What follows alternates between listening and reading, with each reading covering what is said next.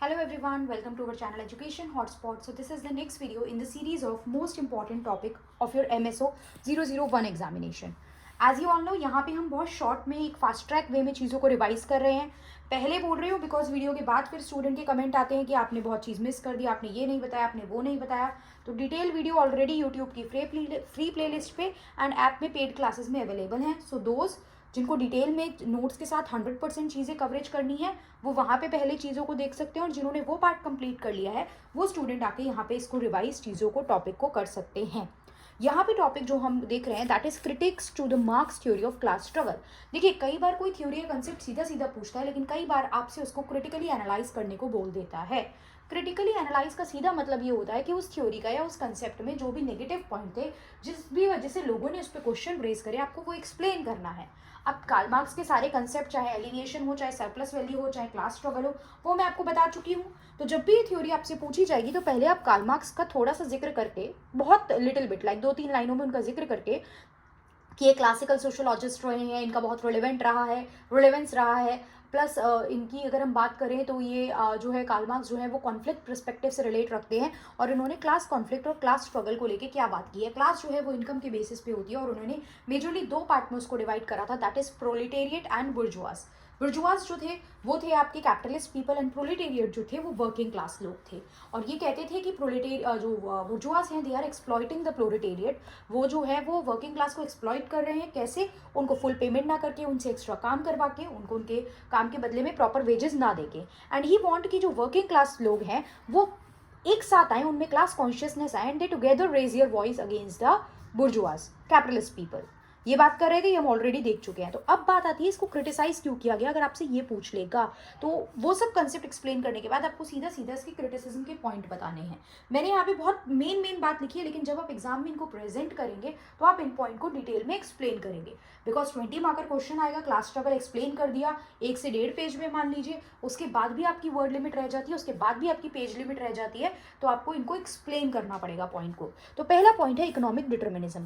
Karl Marx का जो ये क्लास स्ट्रगल और क्लास डिवीजन का जो कंसेप्ट था इन कैपिटलिस्ट और वर्किंग क्लास, ये सिर्फ इकोनॉमिक पे बेस था. मतलब ये इकोनॉमिक बेस पे चीज़ों की स्टडी कर रहे थे. यहाँ पे जो डिवीजन की बात थी, ये अदर फैक्टर्स जो होते हैं डिवीजन के, राइट, 2 ग्रुप में डिवाइड होने के बहुत सारे कारण हो सकते हैं, लेकिन ये सिर्फ इकोनॉमी को बेस रख रहे थे, जो एक होलिस्टिक पिक्चर प्रेजेंट जो है वो नहीं करती थी. सो दैट्स वाई भी इनकी थ्योरी को क्रिटिसाइज किया गया. दूसरा, सिंपलिस्टिक क्लास स्ट्रगल. सिंपलिस्टिक मतलब आप क्लास स्ट्रगल के बहुत सिंपल सी चीज़ों में डिवाइड कर रहे हो, इकोनॉमिक बेसिस पे प्रोलेटेरिएट एंड बुर्जुआज. लेकिन आप जो मॉडर्न टाइम में जो मॉडर्न क्लास में और कॉम्प्लेक्सिटी होती है और तरीके की डिवीज़न होती है, आप उसको, आपकी थ्योरी उस पर फिट नहीं बैठ रही है, आप उसको इग्नोर कर रहे हो एक तरीके से, right. Plus failure to predict variation in capitalism. बिल्कुल आप कैपिटलिज्म की बात करो, there are capitalist people who are exploiting, but time के साथ जैसे जैसे कैपिटलिज्म में चेंज आता जा रहा है, मोड ऑफ कैपिटलिज्म चेंज हो रहा है, वो आपकी थ्योरी में रिफ्लेक्ट नहीं हो रहा है, या आप उन वेरिएशन से क्या इम्पैक्ट पड़ रहा है उसके बारे में जिक्र नहीं कर रहे हो. तो ये भी एक इशू क्रिटिसाइज किया गया इस रीजन से भी.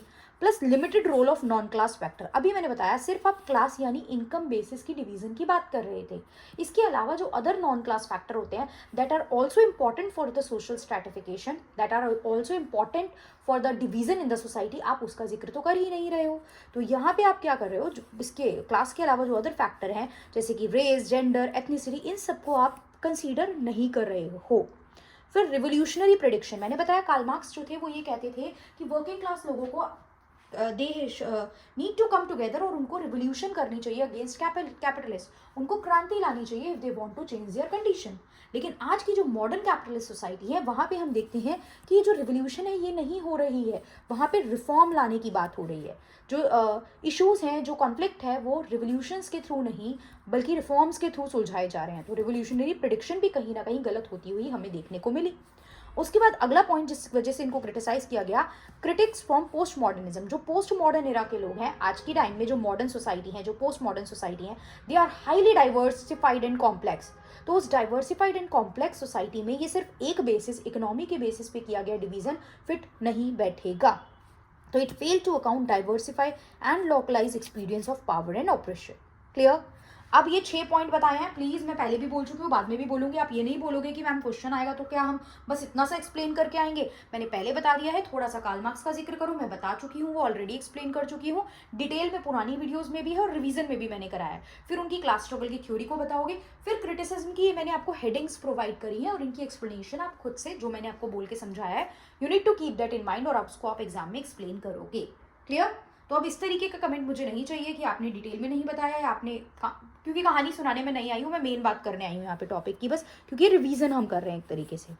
फिर अगला क्वेश्चन आपसे पूछ सकते हैं मेल्विन ट्यूमिन का सोशल स्ट्रैटिफिकेशन का कंसेप्ट। सोशल स्ट्रैटिफिकेशन हमारे सिलेबस में है। स्ट्रैटिफिकेशन मतलब अलग अलग सोसाइटी का अलग अलग पार्ट में डिवाइड होना, right? Social is society, stratification मतलब होता है division, division on the basis of different thing.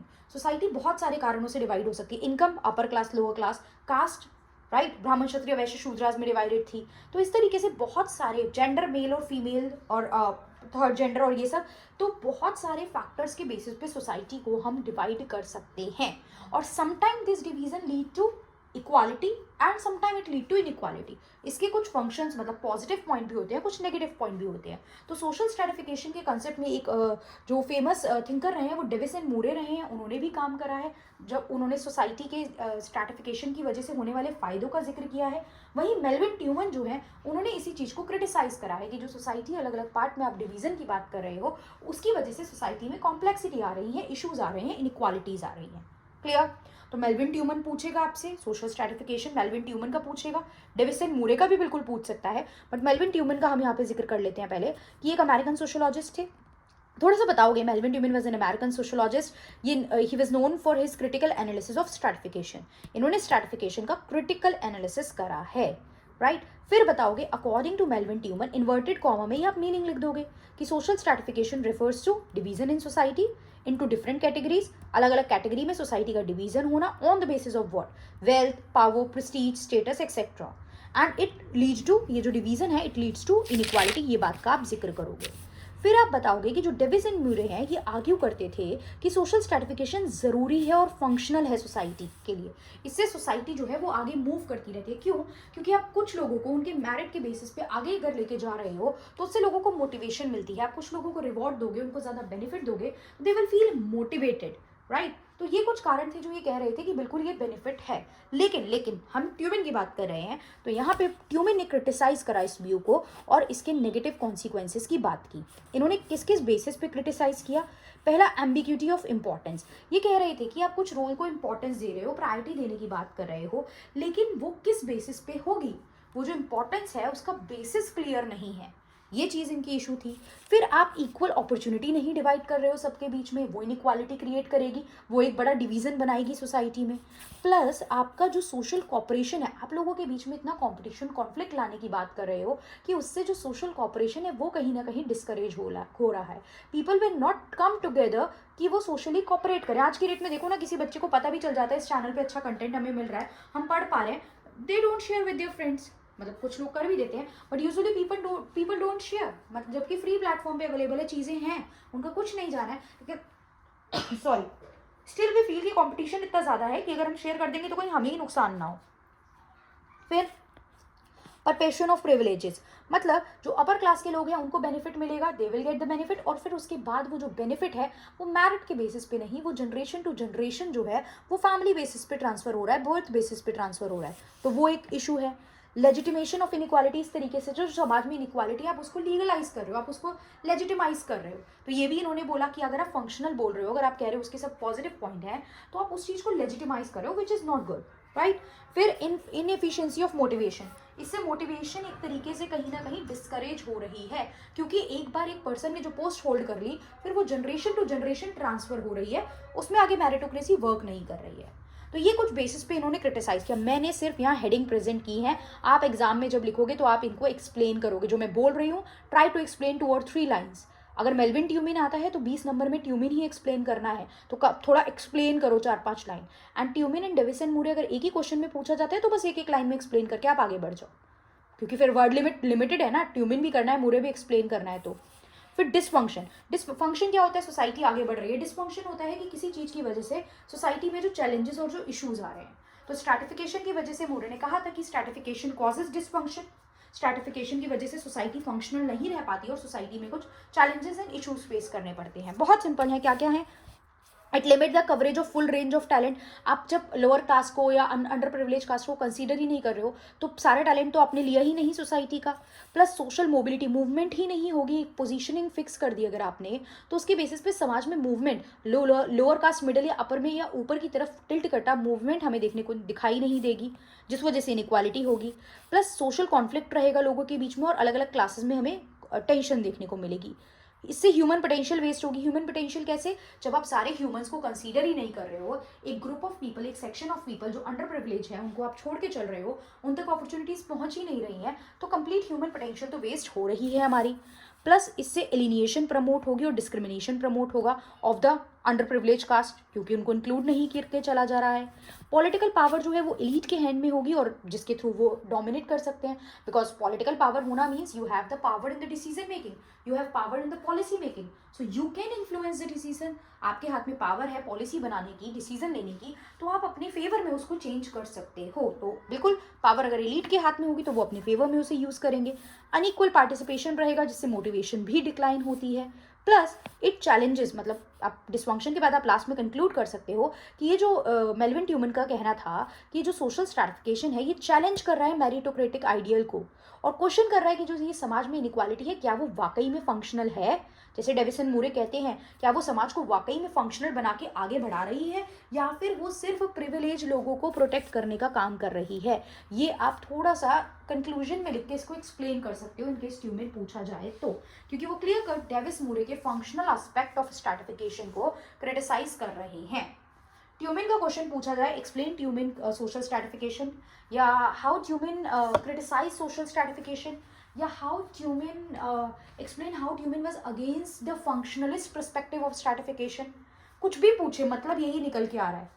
समझ आ गया होगा आपको? स्ट्रैटिफिकेशन फंक्शनलिज्म से रिलेट करोगे तो मतलब कि स्ट्रैटिफिकेशन समाज को फंक्शनिंग में लाता है, समाज को आगे बढ़ाने का काम करता है। लेकिन डेविस मूरे इस बात को सपोर्ट करते थे, लेकिन ट्यूमन ने बाद में इस बात को क्रिटिसाइज भी किया है। तो क्वेश्चन किसी भी तरीके से पूछा जा सकता है, कभी हम डेविस मूरे भी डिस्कस करेंगे। So that is all for this. 2 question हमने डिस्कस करे हैं। कार्ल मार्क्स और एमाइल दर्कीम मैं और ऑलरेडी मोस्ट इंपॉर्टेंट में डिस्कस करा चुकी हूँ। एमाइल दर्कीम की क्रिटिसिज्म मैंने कुछ वीडियोस पहले डिस्कस कराई थी। पुरानी वीडियोस में बहुत सारे टॉपिक हैं, बट हाँ अभी 2-3 दिन हम इस तरीके से चीज़ों को रिवाइज करेंगे so that it can help. अगर हेल्प हो रही है एक्चुअली में तो do let me know in the comment box so that मुझे भी मोटिवेशन मिले और कंटेंट रेडी करने की, इस तरीके से आप लोगों को रिवीजन कराने की और हम लोग एग्जाम तक और काफ़ी सारे टॉपिक जो हैं वो टच कर पाएँ। So that's all. Thank you everyone, see you in the next video.